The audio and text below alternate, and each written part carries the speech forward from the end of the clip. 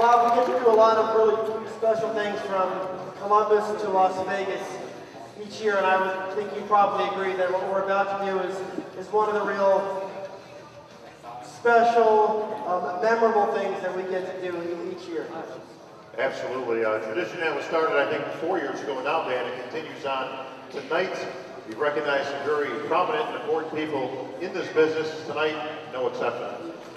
A few months before the late Ben Weider passed away, if we could bring down that house music. A few months before the late Ben Weider passed away, he agreed to allow us to present an award on his behalf, celebrating the greatest contributors to our sport, both on stage and off, individuals that embody everything that Ben believed in, those who managed to set the standard really in all aspects of life. Our first winner of this award was Chris Dickerson, the first African-American Mr. America, and of course a former Mr. Olympia champion. A year later, we honored Rich Gasperi, a champion on stage and of course a great ambassador for this sport around the world. And last year it was our honor to present the award to the incomparable Lee Haney, arguably the greatest bodybuilder to ever live,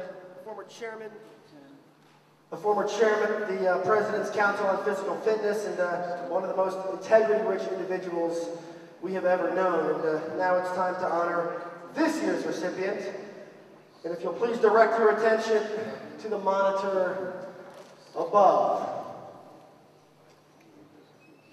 He was born in Cuba back in 1960 at a time when Fidel Castro was freshly entrenched.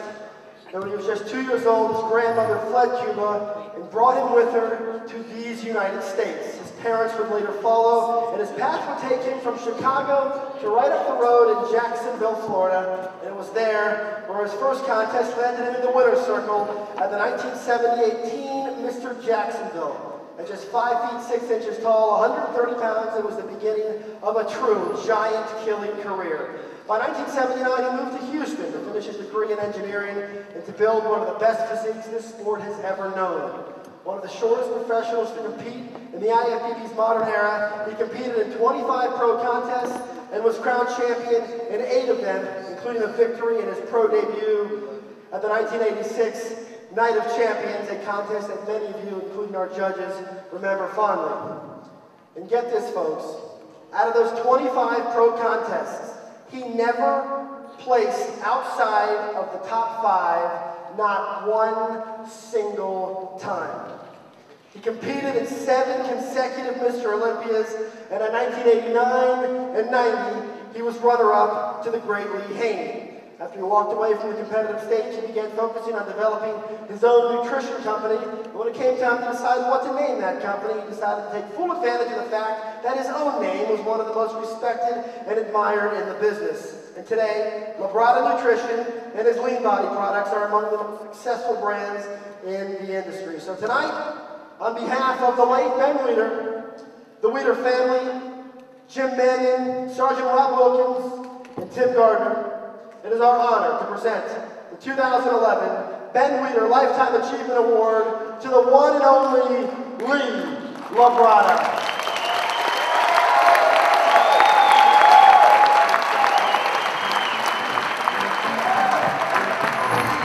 And to present the award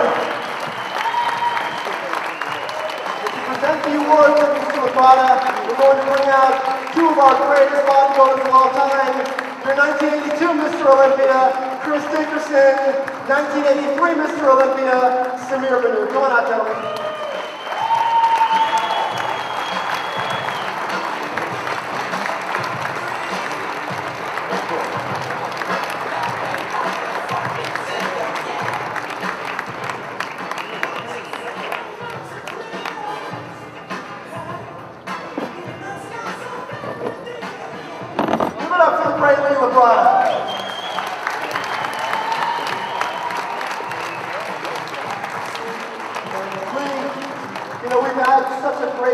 To honor some of the most iconic, important bodybuilding personalities of all time on this stage, and they all share a similar story of inspiring in really all aspects of this industry, on stage and off. And I love to just get your reaction. I know Ben Weider is somebody you held very fondly, and I'd love to get your thoughts on what it means to stand here and accept this award tonight.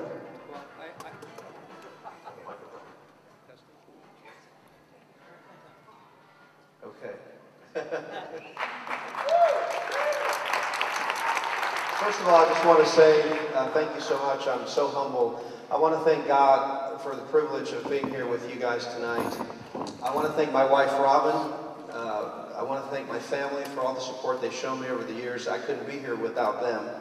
And I want to thank Tim. I want to thank Rob Wilkins, Jim Mannion, Dan, Chick. I want to thank all of you guys for everything that you do for bodybuilding.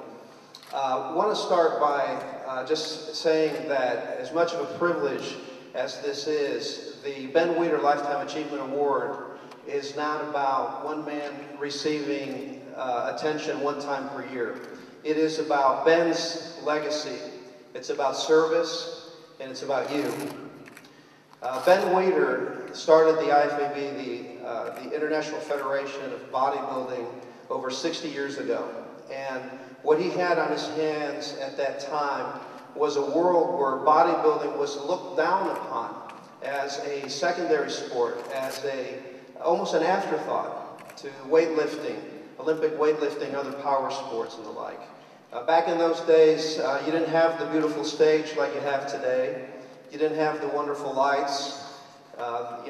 Basically, bodybuilders would come on and pose under a dim light bulb after all the weightlifting activities were done for that day. And so that's the world that Ben took on. And with his brother Joe, they created an organization in the IFBB that is in over 182 countries and promotes over 2,500 bodybuilding competitions every year. So there's a lot there that needs to be celebrated, and we all need to carry Ben's torch. Now we need to move forward. We need to step up, so to speak. And I'm going to set this down because it's getting heavy. It's like a 20-pound curl. Keeping it in a static position. But it's one of those situations, where this is a lot more than just about me. This is about Ben's legacy. This is about you guys. Let me tell you, the first time that I met Ben Weider was in 1985 at the IFBB Mr. Universe. I was 25 years old at the time, and I was so excited because I'd made the top 5. And so they were calling all of the, Peter Potter was there, and they were calling all of the winners out. And finally came down to 2 competitors, myself and an Egyptian fellow by the name of Mabruk. You remember him? Okay, very fine bodybuilder. And so as the bodybuilders would step up and get their places, Ben would put the medals around their neck. And finally, it was down to Mabruk and myself. And when Mabruk's name was called out for second place, I lost it. Literally, I jumped up on the stage and I pumped my fist up into the air, knowing that I had won the competition. And then that is when Ben uttered his first words to me. Get down. And I knew he wasn't asking me to do a victory dance. So I stepped down, and a few moments later, my name was called out, and Ben turned to me and smiled and said, okay, now you can step up. And so I think really that is what Ben is asking us all to do today. I had an interview with Dan earlier in the week, and we talked about some of the things that I did with the city of Houston, getting Houston into shape and getting them off the top of the fattest cities list. We went on a massive PR campaign. We enlisted just literally hundreds of volunteers, and we got corporations involved and universities. We did all sorts of media appearances, including CNN's Crossfire.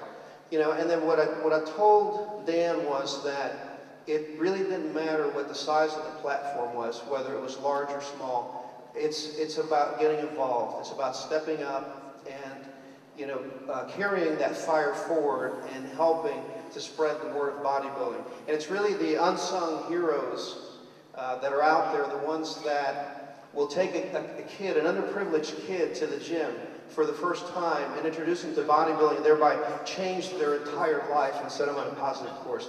Those are the people that are making it count. And so what I would like to do today, just in closing, is just to humbly to challenge you with Ben's words to me 25 years ago.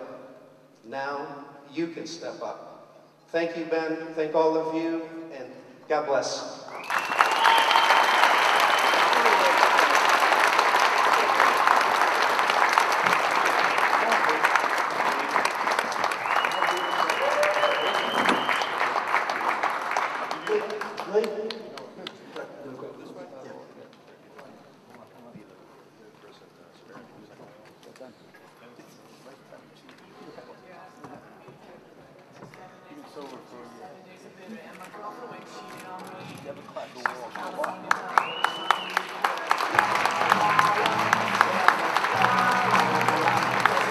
One more hand, folks. Labrada, the one and only.